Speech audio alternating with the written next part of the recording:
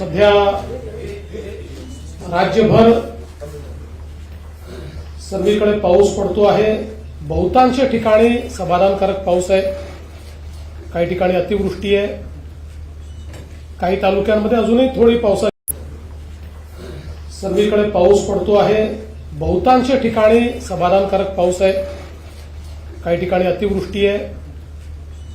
काही तालुक्यांमध्ये अजूनही थोडी पावसाची कमतरता आहे, पण बहुतांश ठिकाणी पाऊस चांगल्या प्रकारे पडलेला आहे।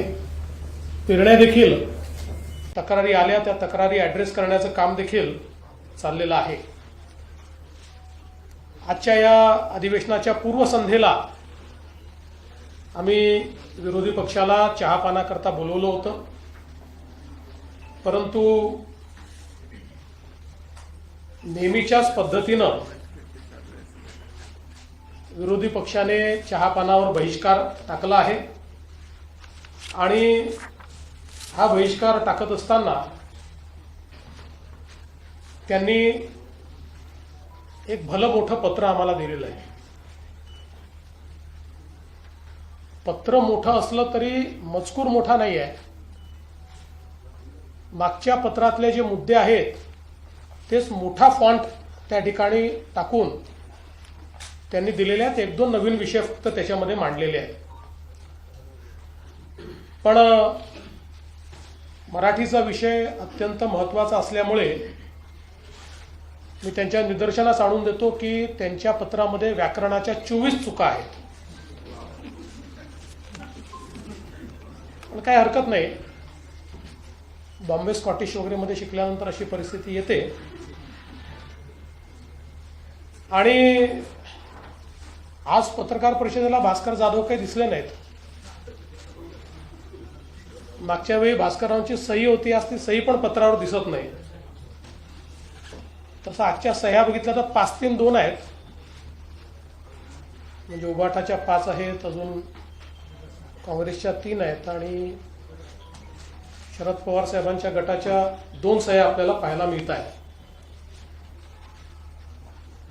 आज वडेट्टीवार पत्रकार परिषदेत असं म्हणाले की आमच्या कामांना स्थगिती मिळाली। वडेट्टीवारांना अजूनही उद्धव ठाकरेच मुख्यमंत्री आहेत असं वाटतं आहे, त्यामुळे ते स्थगितीच्या संदर्भात बोलले। पण त्याहीपेक्षा आज जितेंद्र आव्हाडांनी बोफोर्सची आठवण काढली। म्हणजे बोफोर्सचा घोटाळा झाला होता हे जितेंद्र आव्हाडांना मान्य असल्यामुळे त्यांनी आज बोफोर्स सारखे घोटाळे चालले आहेत अशा प्रकारे घरचा आहेर हा त्या ठिकाणी दिलेला आहे। आणि मला असं वाटतं की खरं तर कोणतीही कल्पकता, कुठलेही नवीन विषय, कुठलीही लोकाभिमुखता या ठिकाणी आपल्याला पाहायला मिळाली नाही। खरं तर आज आपण सगळे लोक या ठिकाणी जो हिंदीचा विषय आहे, आमच्याकरता तो मराठीचा विषय आहे, कारण राज्यामध्ये आम्ही मराठी अनिवार्य केली आहे, हिंदी ऑप्शनल केली आहे। कुठलीही भारतीय भाषा शिकता येईल अशा प्रकारचा निर्णय आम्ही घेतलेला आहे। पण तरी देखील झोपलेला उठवता येतं, झोपेचं सोंग घेतलेला उठवता येत नाही। आणि म्हणून याचा थोडासा प्रवास हा आपल्या सगळ्यांना समजला पाहिजे असं मला वाटतं।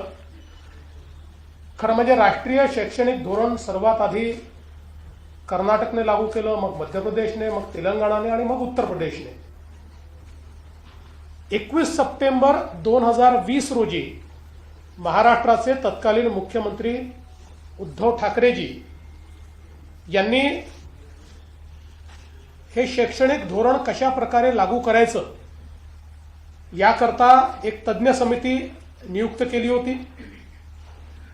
16 ऑक्टोबरला त्याचा GR 16 ऑक्टोबर 2020 रोजी उद्धवजींच्याच नेतृत्वाखाली हा GR निघाला आणि अतिशय नामवंत अशा प्रकारचे शास्त्रज्ञ, अभ्यासक डॉक्टर रघुनाथ माशेलकर माशेलकर साहेबांच्या अध्यक्षतेखाली 18 लोकांची कमिटी तयार करण्यात आली. या 18 लोकांमध्ये कोण कोण होते?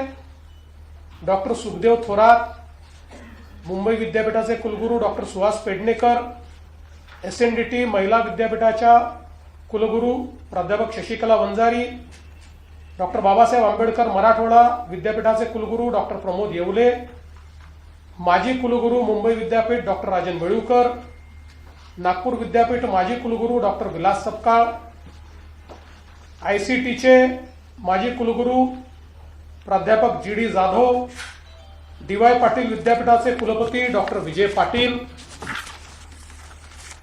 आंतरराष्ट्रीय सल्लागार नितीन पुजार, तंत्रशिक्षण संचालक डॉक्टर अभय वाघ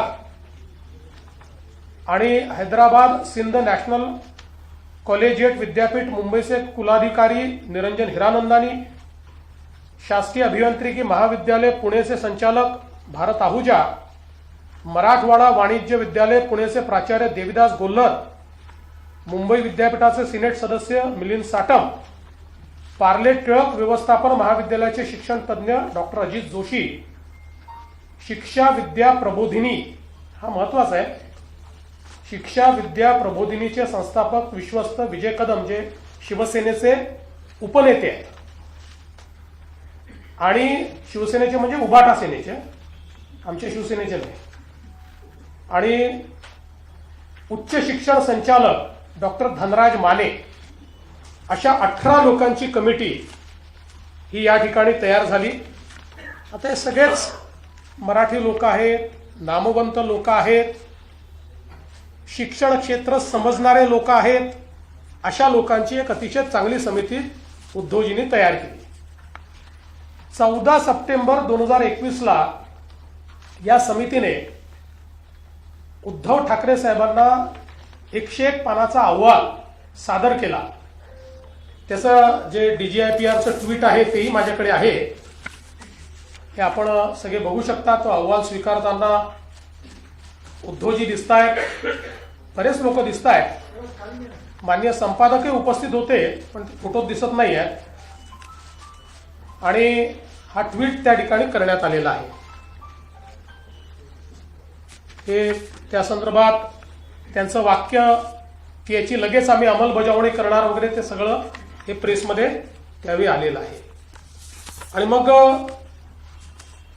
आपण जर बघितलं तर 15 सप्टेंबर 2021 च्या या बातम्या वगैरे आहेत, मी आता त्याच्यामध्ये जात नाही.